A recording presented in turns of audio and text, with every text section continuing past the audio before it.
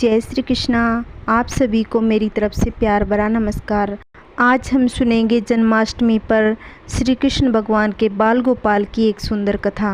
अगर आपको कहानी अच्छी लगे तो लाइक, शेयर, कमेंट, सब्सक्राइब अवश्य करना। ब्रजभूमि में भगवान श्री कृष्ण का एक परम भक्त संत रहते थे। उस संत का एक पुत्र था रघुनंदन। संत हर वक्त श्री कृष्ण की भक्ति में लीन रहता था और पूरी नियम से भगवान की पूजा सेवा किया करता था। वो उन्हें छोड़कर कभी नहीं जाते थे।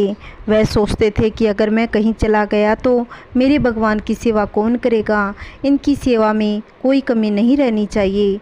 एक दिन वृंदावन से उनके लिए भागवत कथा कहने का न्योता आया। पहले तो संत ने जाने से मना कर दिया, फिर कुछ सोच विचार कर कथा में जाने के लिए तैयार हो गए। उन्होंने सोचा कि भगवान की सेवा की तैयारी करके वे रोजाना की तरह कथा करके वापस लौट आएंगे, जिससे मेरे भगवान की भी पूजा हो जाएगी। उन्होंने अपने पुत्र से कहा कि मैंने भगवान का भोग तैयार कर दिया है, तुम समय पर ठाकुर जी को भोग लगा देना। इतना कहकर संत वहाँ से चला गया। संत के पुत्र रघुनंदन ने भोजन की थाली ठाकुर जी के आगे रख दी। उस 4-5 साल के बच्चे ने सरल मन से आग्रह किया कि ठाकुर जी आओ भोग लगाओ। उसके बालकपन में यह छवि थी कि ठाकुर जी आकर स्वयं अपने हाथों से भोजन ग्रहण करेंगे। उसने बार बार आग्रह किया, लेकिन भोजन तो वैसे का वैसा ही पड़ा रहा। अब रघुनंदन उदास हो गया, रोते हुए पुकार लगाई कि हे कृष्ण आओ और भोग लगाओ। जो सच्चे हृदय से पुकारे तो भगवान को आना ही पड़ता है। रघुनंदन की पुकार सुनते ही भगवान श्री कृष्ण बालक का रूप धारण कर भोजन करने बैठ गए।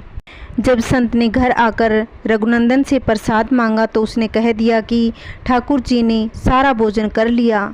संत को लगा कि बच्चे को भूख लगी होगी तो बच्चे ने सारा भोजन खा लिया होगा। अब तो रोज़ ऐसे ही होने लगा। जब संत घर आता तो अपने बेटे से ठाकुर जी का प्रसाद मांगता तो वह यही बात बोलता कि श्री कृष्ण जी ने तो सारा भोजन खा लिया। ऐसे करते करते काफ़ी दिन निकल गए तो उनको शक होने लगा। एक दिन उन्होंने लड्डू बनाकर थाली में रखे और खुद छुपकर देखने लगे कि रघुनंदन क्या करता है। रघुनंदन ने रोज़ की तरह ही पुकारा तो ठाकुर जी छोटे से बालक के रूप में प्रकट हो गए। वो लड्डू खाने लगे तो वो संत भागकर अंदर आकर श्री कृष्ण के कदमों में गिर गए।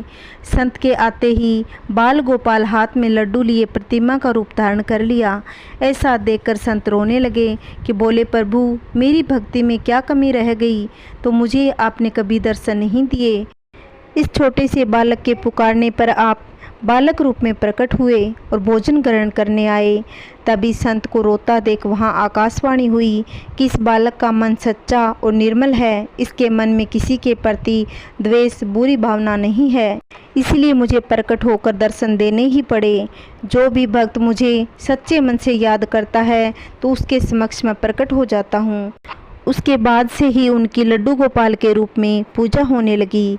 भगवान श्री कृष्ण को कई नामों से बुलाया जाता है, जिसमें श्याम, मोहन, लड्डू गोपाल, बंसीधर, कान्हा, इनमें से लड्डू गोपाल काफ़ी प्रसिद्ध है। अगर आप भी जन्माष्टमी पर्व पर लड्डू गोपाल लाना चाहते हो तो इन नियमों का पालन करना होगा।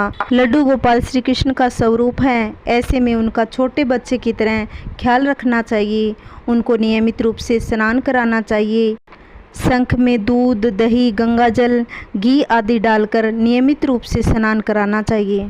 स्नान कराने के बाद रोजाना लड्डू गोपाल के वस्त्र बदलने चाहिए। चंदन का टीका लगाएं, उनका श्रृंगार करें। बांसुरी और मोरपंख लगाना न भूलें। स्नान कराने के बाद लड्डू गोपाल को मक्खन मिश्री या लड्डू का भोग अवश्य लगाएं। इसके अलावा आप फलों का भी भोग लगा सकते हैं। जब आप स्वयं के लिए दोपहर में भोजन बनाते हैं उसका भी भोग लड्डू गोपाल को लगाया जाता है। इसमें इस बात का ध्यान रखें कि भोजन में लहसुन और प्याज नहीं होना चाहिए। भगवान विष्णु के पूर्ण अवतार श्री कृष्ण को भी तुलसी अति प्रिय है, इसीलिए गंगाजल, तुलसी दल अवश्य होना चाहिए। जैसे श्री कृष्ण भगवान ने इस छोटे से बालक को दर्शन दिए, वैसे भगवान सबको देना, कहानी कहने वाले को और कहानी सुनने वाले को और हुंकारा भरने वाले को सभी के घर में सुख शांति बनाए रखना। बोलिए श्री कृष्ण भगवान की जय। अगर आपको मेरी कहानी अच्छी लगती हो तो लाइक करना, वीडियो को ज़्यादा से ज़्यादा शेयर करना। अगर आप चैनल पे नए हो तो प्लीज़ चैनल को सब्सक्राइब करना, जिससे आने वाली वीडियो के नोटिफिकेशन आप तक पहुंच सके। जय श्री कृष्णा, राधे राधे।